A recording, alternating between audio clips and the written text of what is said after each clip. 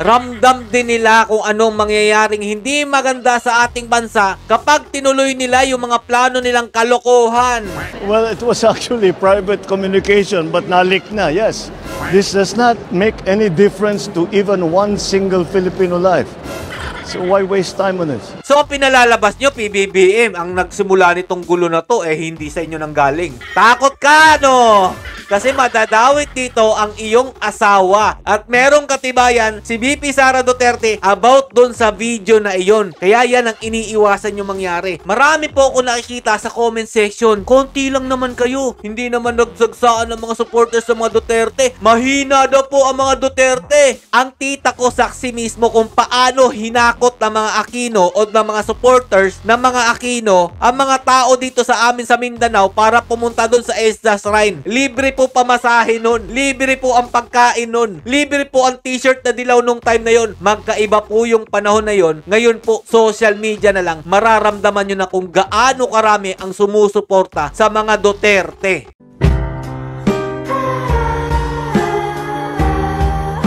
Yo, what's up mga lods? Kumpirmado po, ito pong si PBBM ang tunay na nagpatigil po ng planong pag-i-impeach po kay VP Sara Duterte.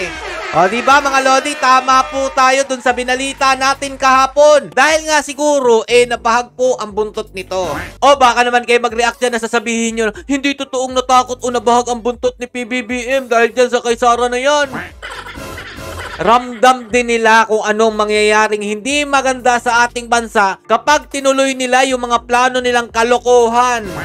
Anak ng tinapay. So eto, yung mga nagtatanong kung kumpirmado ba, kinumpirma na po ni PBBM mga idol na siya nga ang may sabi na itigil na po ang planong pag-i-impeach kay VP Sara Duterte. Sinasabi niya pa dyan na wala naman pong kwenta kapag pina-impeach si VP Sara Duterte.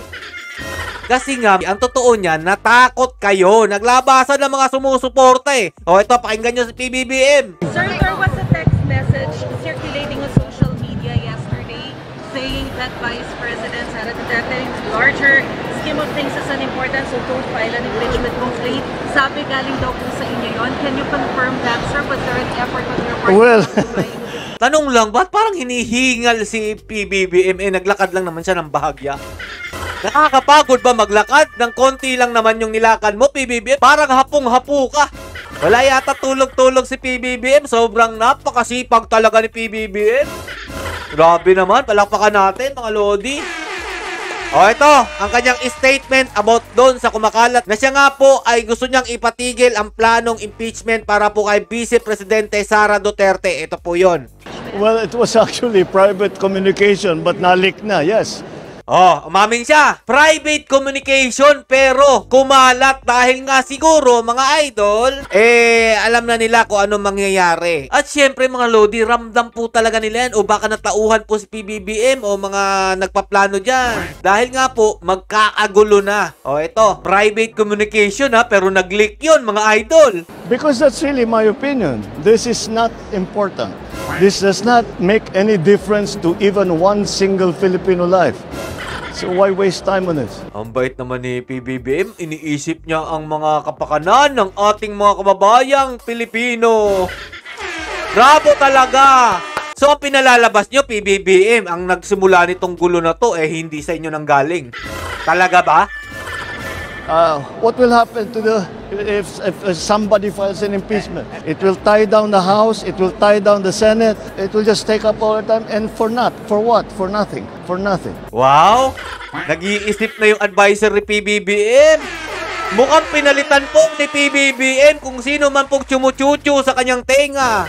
Sino po ba mga advisor nito, mga idol? Baka pinutbol yung isang advisor na dapat i-impeach yan si VP Sara Duterte para manatili kayo sa pwesto. Nagkaroon ng gulo, mga idol. Mali pala yung in-advise sa kanya nung kanyang advisor. Nagpalit siguro ng advisor to. At dito, medyo tama po yung nag-a-advise sa kanya. Nararamdaman po kasi nila na peligro po talaga sa kanilang mga posisyon kung ano man yung masamang binabalak nila dito po kay VP Sara Duterte. Tuloy pa po natin. None of this will help improve a single Filipino life. Wow. Gindamay na naman yung mga single Filipino life. Bravo talaga. Nandiyan pala yan sa likod niya yung isang traitor, mga idol, si Tolentino. Huwag kang umasang mananalo ka dahil isa ka sa mga nagtraidor sa mga Duterte. Iniwan mo sila sa ere para lang sa inyong ambisyon manatili sa posisyon bilang senador. Akala mo mananalo ka pa, ha? Oh. As far as I'm concerned, it's a storm in a teacup.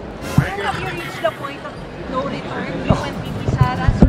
Never say never. Wala lang naman pala si VP Sara Duterte, mga idol. Baka naman kasi natakot po si PBBM kasi nalilik po yung pangalan ni Lisa Araneta Marcos, Romualdez, kung ano po yung video na hindi pa po niya pinapakita at hindi pa raw po kasi nababanggit dyan po sa kanilang Quadcom hearing.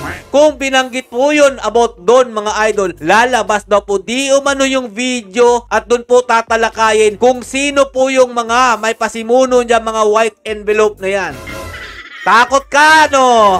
Kasi madadawit dito ang iyong asawa. At merong katibayan si VP Sara Duterte about dun sa video na iyon. Kaya yan ang iniiwasan nyo mangyari. Pinahuhupa nyo na kung anumang gulo ang ginawa ng inyong panig.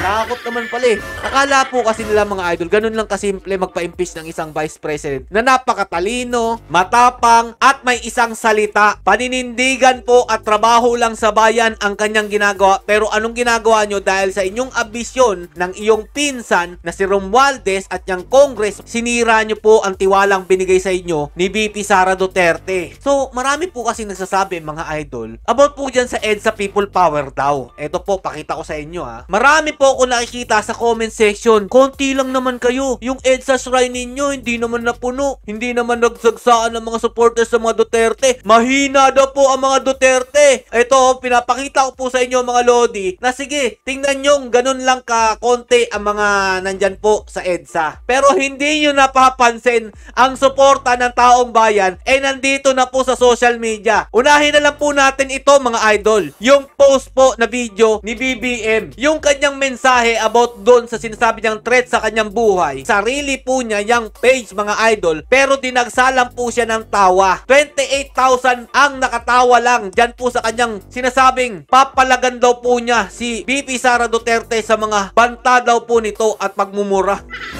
Mas marami pa po yung tawa kaysa doon po sa nag-heart sa kanya. Anak na tinapay naman. Tapos ang views po niya, mga idol, 524,000. 4 na araw na pong nakalipas dito po sa kanyang ginawang mensahe. So dito pa lang makikita ninyo kung gaano po kakonti lang ang naniniwala na sa inyo, PBBM. Kaya siguro naramdaman ninyo na talagang tagilid kayo kapag tinuloy nyo yung plano nyo. O eto, sasample ko sa inyo, mga Lodi, ha. Ba't ko po kinumpara ang EDSA People Power noon at yung sinasabi nilang mahina daw po ang suporta sa EDSA ngayon? Dahil nga po, kung mapapansin nyo, dito po sa social media, naglalabasan ang tunay na suporta ng nagmamahal po sa mga Duterte, kay Tatay Duterte at sa mga sumusuporta po sa mga Duterte. Hindi na po uso yung pupunta ka sa EDSA shrine tapos maglalagay ka ng placards na ganyan-ganyan. Ngayon po, sa social media, mapaparamdam nyo na ang inyong suporta sa inyong gustong politiko. Tingnan nyo pong mabuti. Sa live video po, kung ikukumpara po dun kay PBBM na meron lang po 500 plus thousand na nagkaroon ng oras para panoorin siya sa kanyang kahibangan pero puro tawa lang naman po yung nag-react doon, ibahin nyo po si VP Sara Duterte. 11 million po ang nanood at nagkaroon po ng interest sa gustong sabihin ni VP Sara Duterte about po dito sa administrasyong ito. At 399k reaction po ang kanyang nakuha dun lang po sa saglitan po niyang live, mga idol. At kasama pa po dyan si Senyora na nag-green heart. At alam naman natin na napakasikat po nito ni Senyora na may 6.8M followers pero nakasuporta po kay VP Sara Duterte. O, ika-cancel nyo? Subukan nyo i-cancel. Wala naman kaming paki sa inyo dahil kayo po ang tunay, mga loyalista, na konti na lang talaga ang nag-i-exist sa inyo na naniniwala pa dito kay Bongbong Marcos Jr. So, eto po ang reaction. 399,000. 276,000 po ang nag-heart react at 110k ang nag-thumbs up. Ibig sabihin, mas marami pong nakasuporta o mas naniniwala dito kay VP Sara Duterte kumpara kay Bongbong Marcos Jr. Yung angry, mga idol, idol, at saka yung tawa. Ganyan lang po ba talaga karami ang sumusuporta sa inyong administrasyong Bongbong Marcos Jr.? Kung ang followers lang ang pagbabasihan ninyo, sablay talaga yan. Dahil may 2.4 million followers si VP Sara Duterte, pero ang views po niya, 11M po. Kumpara dito kay PBBM, na meron po siyang 7.5 million followers, sa tingin ko mga dami lang. Dahil wala naman pong ma-interest sa kanya. 524,000 lang yung nanood sa'yo, PBBM. Tapos yung mga nagko-comment pa dyan, puro haters mo. Never again to Marcos. Tingnan nyo po yung comment section. Puro po yan mga Maka-Duterte. Baka nga po yung nagparami na ng views nito, puro mga Maka-Duterte na nanood sa kanya para po i-bash tong video niya. Tingnan nyo po yung comment section. Mas marami pang nanood sa mga vloggers. Talaga ba? Yan ang tunay na EDSA revolution ngayon. Dinadaan na sa social media. At kung akala nyo po, mahina lang ang puwersa na pinapakita ng mga Duterte supporters, nagkakamali po kayo. At kailangan ko po silang i-flex, mga idol. Maraming salamat po sa inyong naniniwala hanggang ngayon sa mga Duterte at tunay na sumusuporta. May nagsasabi pa magkano yan. Ha? Alam nyo ba mga idol, yung sinasabi nyo mga bayarang mga tao na nagrarally dyan, yun mga kampon lang po yun ng mga Aquino at saka ng mga Marcos. Isa po ko sa ni-recruit na maging vlogger po ng mga Marcos. Pero sabi ko, bakit pa kayo magre-recruit ng vlogger?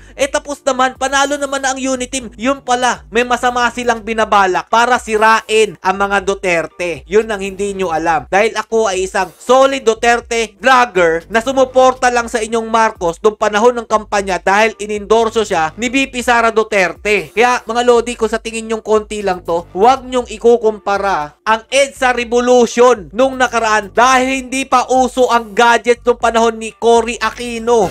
Kaya kailangan mong pumunta doon para magpakita ng suporta sa EDSA Shrine. At mga lodi, ang tita ko saksi mismo kung paano hinakot ng mga Aquino o ng mga supporters ng mga Aquino ang mga tao dito sa amin sa Mindanao para pumunta doon sa EDSA Shrine. Libre po pamasahe nun. Libre po ang pagkain nun. Libre po ang t-shirt na dilaw nung time na yon sa paghahakot nila mga tao. Sa tingin nyo ba, ang mga taong walang pera gagastos para sumuporta lang at pumunta sa EDSA Shrine ngayong panahon na ito? Hindi. Kaya kung may nakikita kayong tao dyan na sumusuporta kay Tatay Duterte, kay VP Sara Duterte, hindi yan bayad. Kusang loob yan pumunta dyan at sariling pera nila ang ginamit nila dyan. At buhay na patunay yung followers ko na OFW po siya sa Japan, na umuwi po dito sa Pinas at pumunta po dyan sa EDSA Shrine para magpakita po ng suporta sa mga Duterte. Sasabihin nyo, bayad yung mga yan? Mas malaki ang kinikita niyan sa Japan kaysa dito sa Pilipinas. Sa social media, pwede nang sumuporta ang mga taong gustong patunayan kung sino talaga ang gusto nilang suportahan na politiko. At sa social media ngayon, mararamdaman na ng politiko kung gaano nakagalit ang mga tao. Kaya wag nyo pong ikukumpara yung pagre-revolusyon nung panahon po ni Cory Aquino at sa panahon po ngayon. Uulitin ko, magkaiba po yung panahon na yon. Hindi pa po uso ang gadgets doon. Ngayon po, social media na lang. Mararamdaman nyo na kung gaano karami ang sumusuporta sa mga Duterte. Kaya para sa mga nag-aasam dyan o gustong siraan ito po si VP Sara Duterte, sige, ituloy nyo lang para maramdaman nyo ang tunay na himagsikan kapag may nangyaring hindi maganda dito po sa aming Vice Presidente. So, abangan po natin ang mga susunod nilang pakulo. Stay safe muna mga lodi and God bless you all. Maraming